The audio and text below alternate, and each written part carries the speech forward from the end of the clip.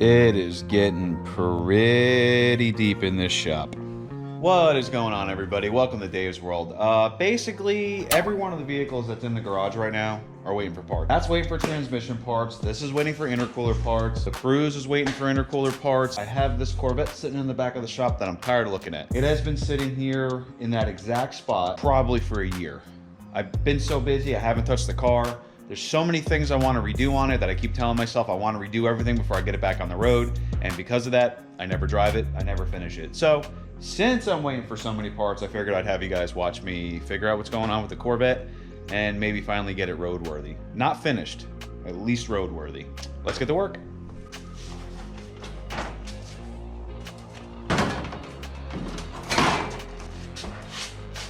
Okay, so one of the first things I want to attack is I installed this intercooler system for the supercharger. The problem is between the diffuser and the intercooler, this Corvette ends up overheating at high RPMs in the summer.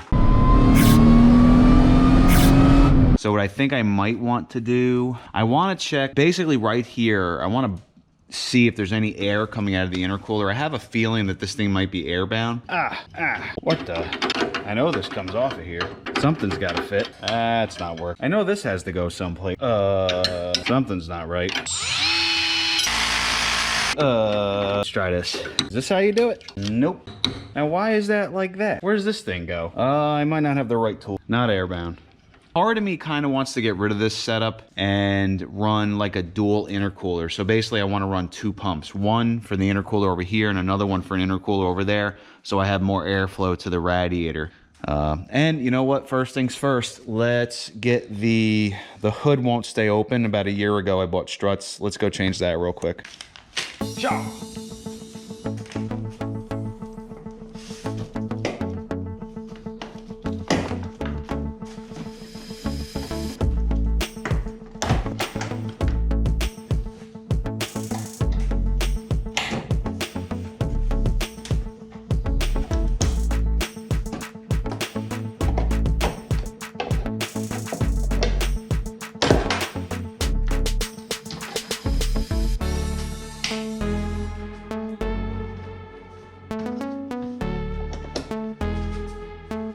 Okay, we have brand new struts holding the hood, which is nice. The hood actually almost opens itself now. They're nice and strong. What I need to do is I need to test my methanol system. I guess maybe at some point in this video we'll run the car, get it warm. The methanol injection goes right into the bellow right before the throttle body. We need to make sure that works. I want to run the car, make sure it runs fine. I want to see what I need to do to finish installing. I think one of the reasons I stopped was I didn't have the inner fenders. So now that I have the inner fenders, I can mount the back of this. I have to move this diffuser. I may momentarily take the diffuser off just so I can get the car roadworthy. Possibly I might take the intercooler out of the equation. No, maybe what I'll do is let's get this thing on the road. Let's do the other quarter panel. One of the reasons I didn't do this quarter panel yet is because I have an external charging battery cables. So the only reason I haven't touched this is because I was concerned about dealing with those.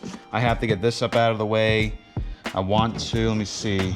This isn't fully disconnected, but I want to get this fully disconnected, and I want to figure out how to mount these onto the new fender. So let's figure that out now.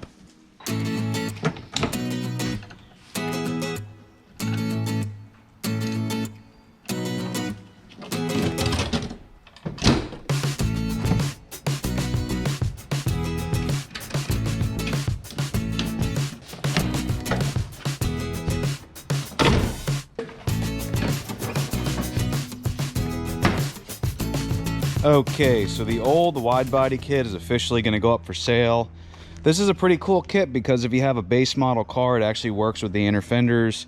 You know, they're already painted, but I mean, how many green Corvettes are there? So what I'm probably going to do is just paint these things black. That way when I go sell them, it's just easier to sell. All right, so we're going to put a pretty high-end paint job on these.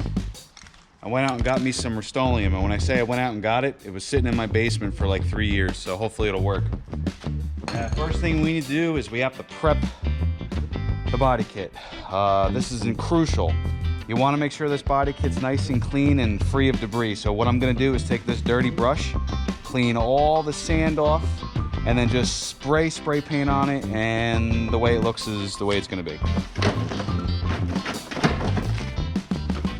I made sure these were sitting out in my backyard for a couple of years before I did this. That's why that's the clean.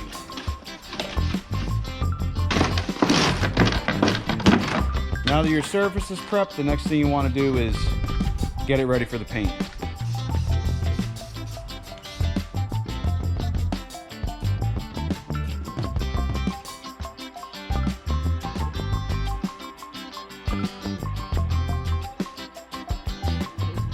Good Lord, these look good. They are perfect.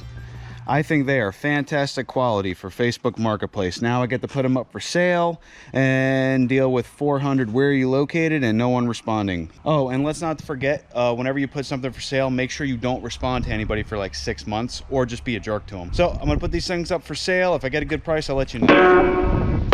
I went out and I bought the real deal fender cove scoops from General Motors. These ridiculous things were like $300. These were the ones that were on those, I don't know, whatever you want to call them, cheap wide body or older wide body. I didn't care about drilling a hole in them and putting battery cables or battery terminals out here, but considering how expensive these are, do I want to do that? I mean, maybe I can literally just drill a hole right there and just have that stick out.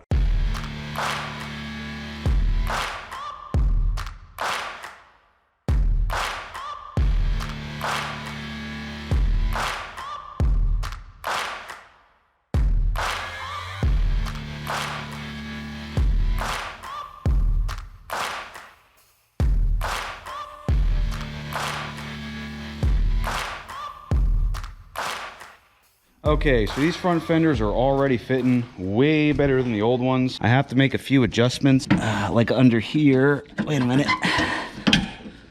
Huh.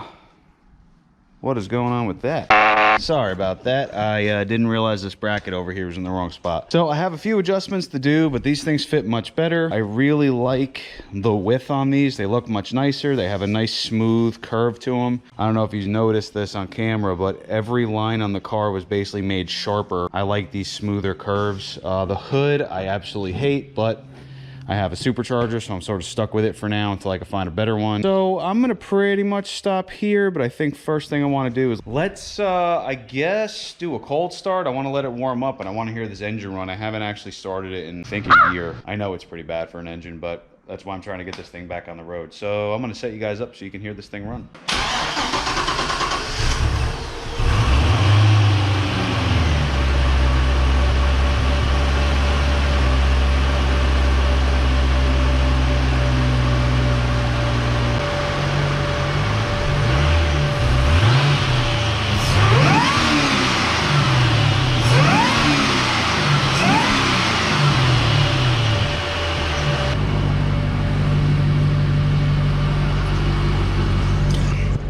Alright, so this is cool. Car's running, no check engine lights.